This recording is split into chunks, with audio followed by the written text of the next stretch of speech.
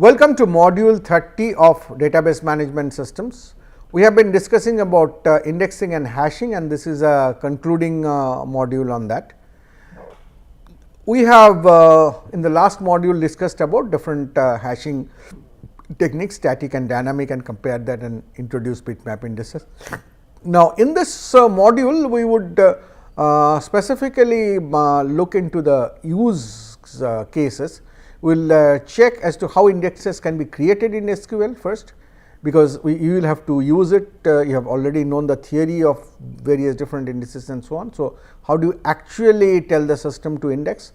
And the second is the important thing as to when should you index and on what. So, we talk about a few guidelines for indexing. So, that is what we want to learn. So, index can be defined in SQL in a very similar syntax as you create a table. So, you say create index, put a name for that index, and then you say on which relation are you indexing, and put the list of attributes on which you are indexing. So, if branch relation can be indexed on branch name, and I may call that B index. Now, there is a way to also express create unique index. If you say create unique index, then it will expect that the search key is a candidate key, because in the sense all values of that will have to be distinct, unique. Now, this used to be very common to do this kind of indexing earlier, but now it is more preferred that you can use unique integrity constraint in terms of the create table, which we have already discussed, and that will ensure that you have that kind of a condition satisfied, and you may not create unique index for that. If you do not want an index, that you do drop index and put the index name. So, most database system allows specification of the type of indexing and clustering that you want to do. So, you can create an index for a cluster also, and you can create index for composite index for multiple columns. So, let us run through quickly couple of examples. Create an index for a single column to speed up queries that test that column. So, we are saying employee EMP tab is a relation which has an attribute ename, the employee name, and we want to create an index on that. If we do that, then any search that is based on the employee name will become really fast. Now, while you create the index, you could also use optionally various other factors which relate to particularly the storage setting. You can set what is the storage you want to keep for the index, how you would like to increment that, and so on. What is the table space, and very most interestingly you could say that compute statistics. Now, this is something which is optional, but is very useful. For example, if you are not sure as to how your data is getting distributed in different relations and how really they are queried, you would not know whether an index is good or it is inappropriate. So, it is good to actually compute that statistics in terms of the index, that you want to know that by doing this index what kind of accesses have happened. So, compute statistics will tell the database system to keep on computing this, which you can subsequently refer to. You can create index on two columns also. So, here we are showing one where EMP tab is indexed on employee name, name and employee number together. So, he is saying that you create an index on both of these and compute the statistics at the same time. Now, other ways there are index that can be created on functions. So, suppose if there is a query which is going to sort based on the uppercase writing of the ename. So, if I just index the ename, then that itself would not speed up the operation, because while you want to sort, then the ename will have to be changed into the uppercase by upper, and that is every time you will have to do that for every record, and then actually apply the sorting comparisons. So, that will become a slow process, but you can do a function based indexing where you can specify, as you can see here, the function based indexing, where you say that you index based on upper E name. So, what will happen, your actual values are in possibly lower case or mixed case, but your index EMP upper E name will get created on the in the order of the upper case of E name, and will be very useful in terms of the sorting later on.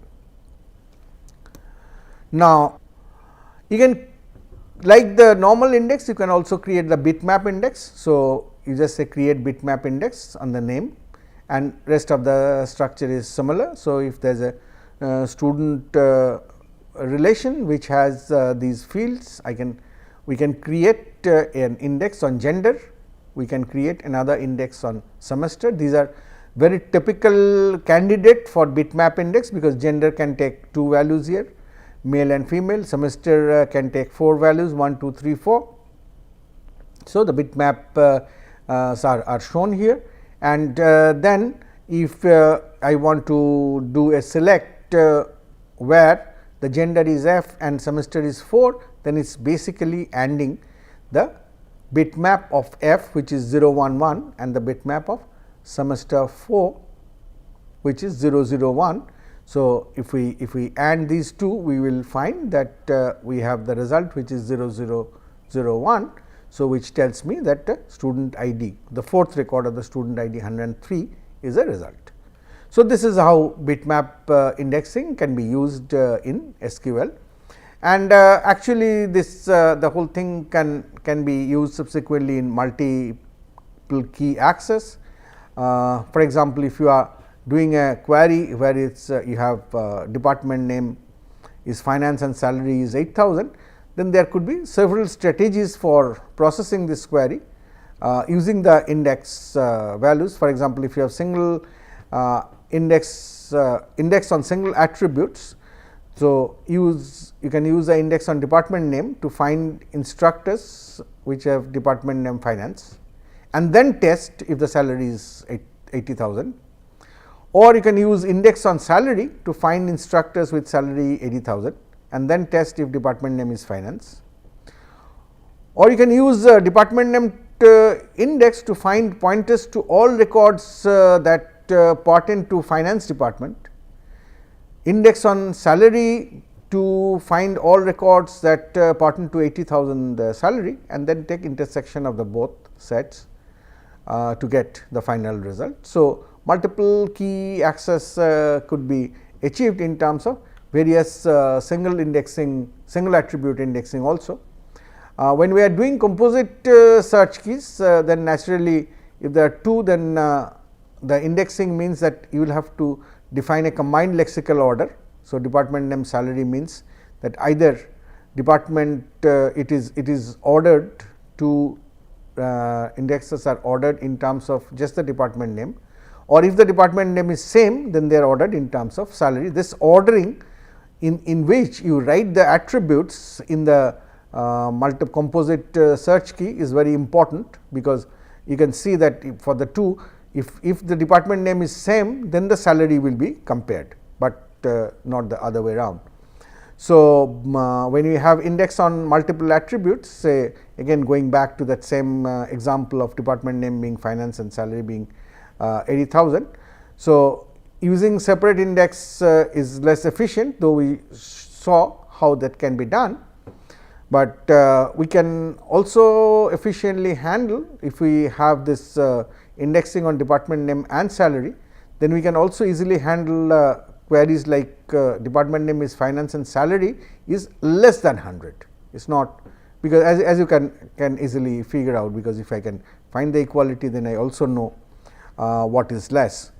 But note that we cannot efficiently handle if I say that where department name is less than finance and balance, I am sorry, this should be salary, salary is 80,000. The reason is that the ordering of the attributes in this composite key is department name salary. So, if if department name is less, then there is no way to check for the equality of salary.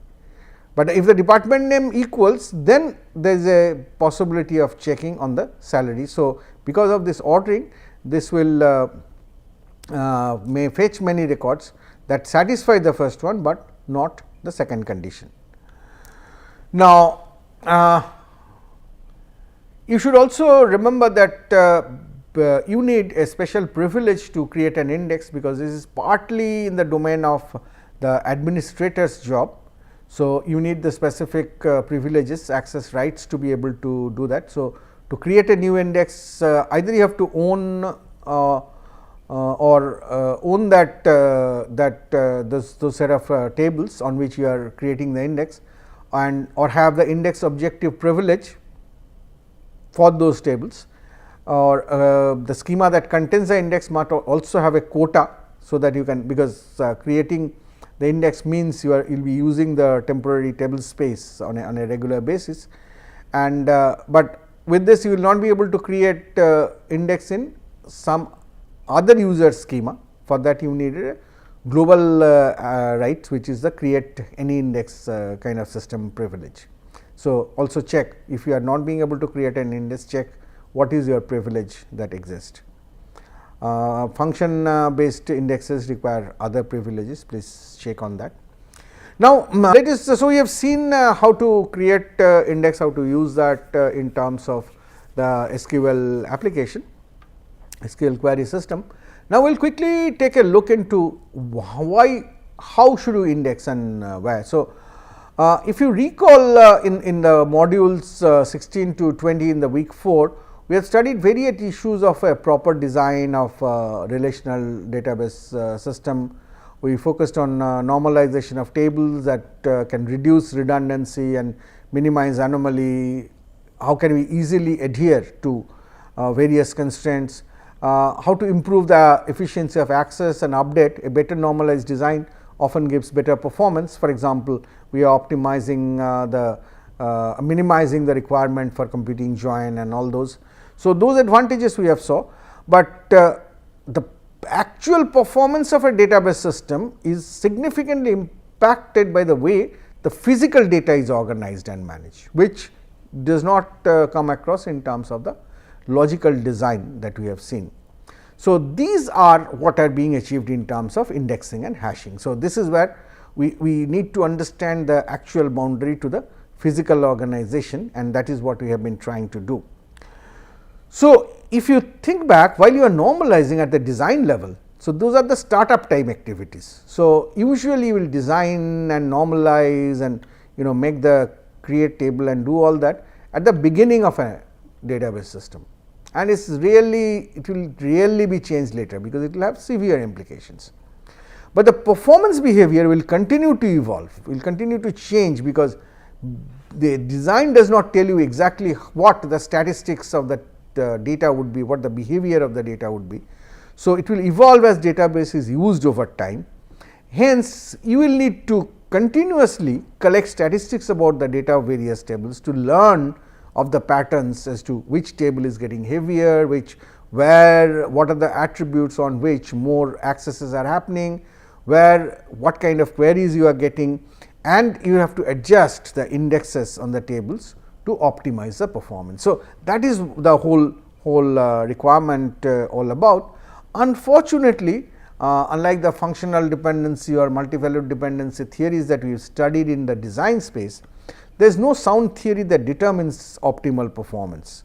So, all that you have is more an expertise that you develop through experience. So, what I will take you through are a set of few common guidelines about how to keep your database agile while you go through the life cycle of different data coming in and going out.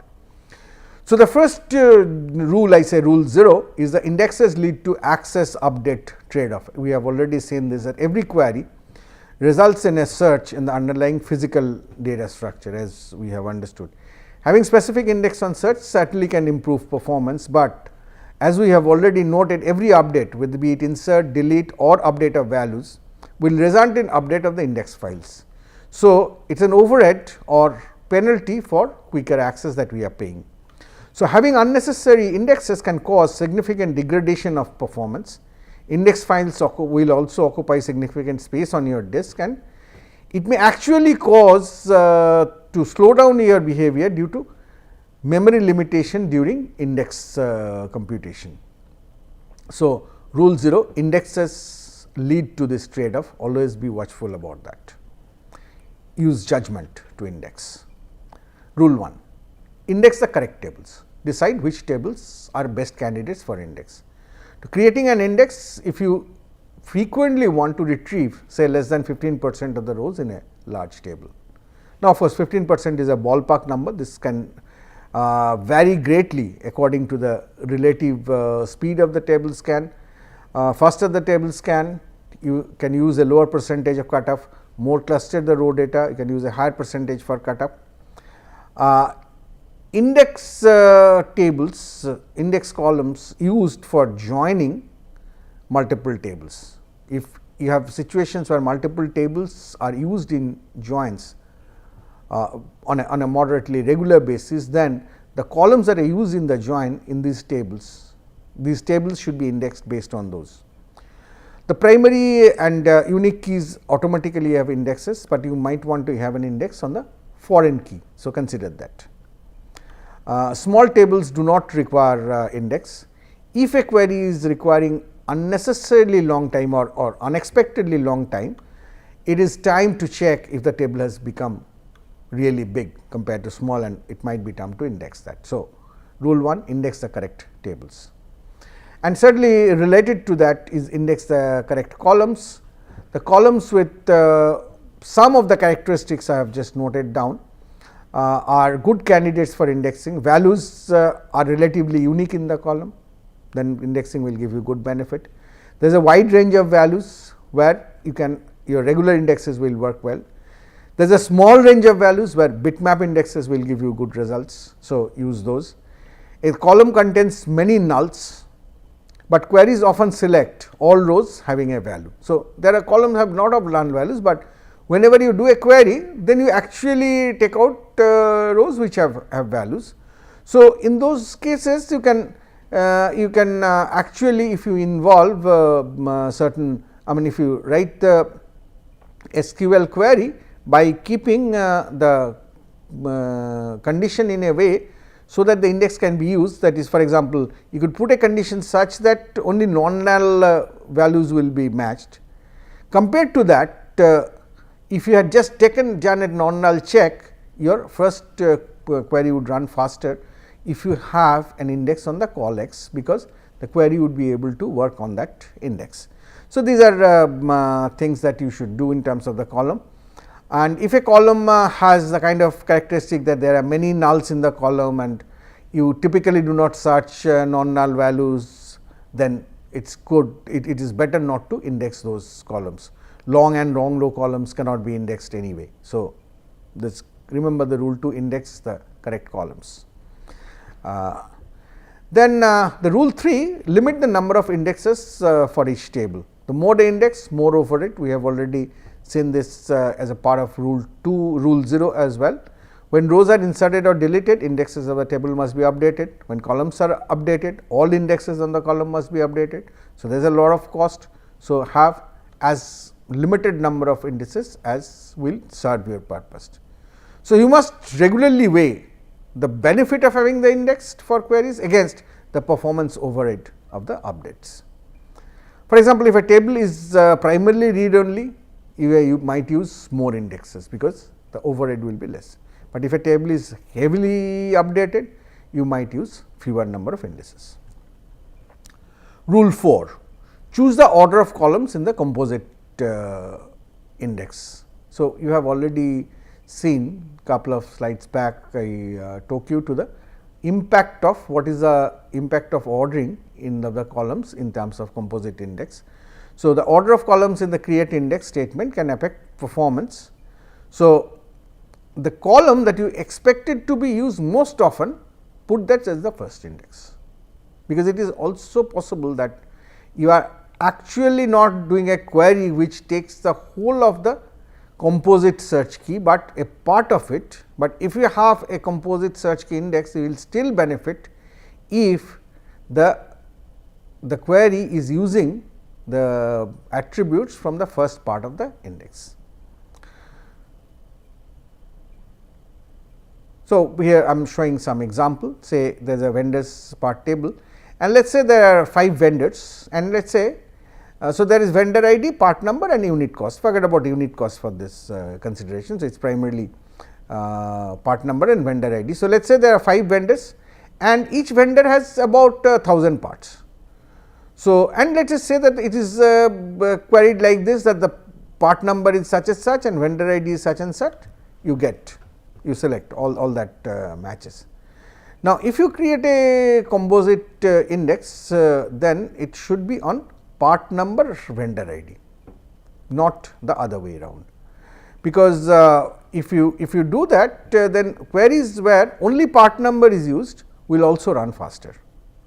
But the vendor ID here is not a very good candidate for indexing as a first attribute, because it has only 5 possible values, very small number of values. So, indexing really does not help here, it cannot discriminate. After indexing, there will be lot of clusters still found. Rule number 5, gather statistics to make index usage more accurate. That is a very important factor. The database can use indexes more effectively if the statistical information is available. So, gather statistics, learn from that. We have already discussed how to gather statistics from the create index statement, and then there are functions. These are function names in Oracle. In your system, you might want to check up what these functions are called. So, by that you can find out statistics about the tables and the schema that you have, and use that information to subsequently optimize the index. The last rule, rule 6, is drop index that are no longer required. So, if an index might be dropped because for several reasons, for example, it simply does not speed up the queries. So, table might have become too small. There might be many rows in the table, but very few index entries, right. We have seen these are not the ideal. So, it may not have been the case earlier, and now it may be the case. So, in that case, that index should be dropped because it is not helping you.